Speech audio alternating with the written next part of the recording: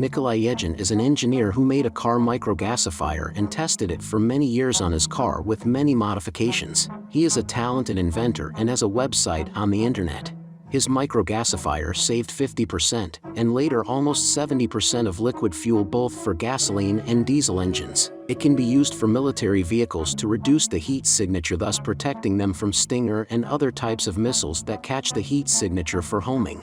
This gasifier runs on soot, or any carbon from charcoal and the like, and water. The unit was mounted on the engine exhaust and took water from the water tank. Later the mixture was made separately. The gas is fed to the gasoline car carburetor through the nozzle, which is half the normal size. And in the diesel fuel pump, the drive rail is set to half the capacity. Fuel is saved, and toxicity and exhaust temperature are reduced. The inventor named his brainchild ERA-5. The gasifying reactor was made from a piston sleeve. Nikolai experimented with heat-resistant materials, then returned to simple ones. The principle is simple. Heated carbon, being an excellent reductant, begins to break water already at a temperature of 750 degrees. For a complete break it needs 1,300 degrees in 3 seconds. In gasifiers, experiments have shown that this process consumes 0.75 kilograms of water per 1 kg of carbon. This is an ideal consumption in practice. The ratio is always lower. The caloric value of technical carbon is about 8,100 kilocalories per 1 kilogram. 0.75 kilograms of this mass was replaced by water. Such a water-carbon mixture allowed Yegin to drive 500 kilometers in his car with an engine capacity of about 1.6 liters.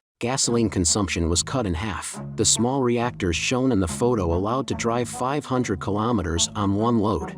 At first, Yegin collected exhaust heat to heat carbon with water. Then he decided to use a catalyst, a mixture of zinc and antimony. Apparently, he sprayed them on the inside of the reactor. This lowered the temperature of the same process by 150 to 180 degrees. The process started faster and the gas yield also increased. But the phenomenal success was achieved by grinding carbon into powder in ball mills and mixing it with water in an emulsifier. In this way, energy colloidal water-coal fuel was obtained. The inventor called it Ekavat. In the new miniature Yegin gasifier, the process of carbon gasification began only at 200 degrees. Usually, superheated steam up to 150 degrees was blown into transverse gasifiers, where the temperature could reach up to 1,600 degrees. That was optimal.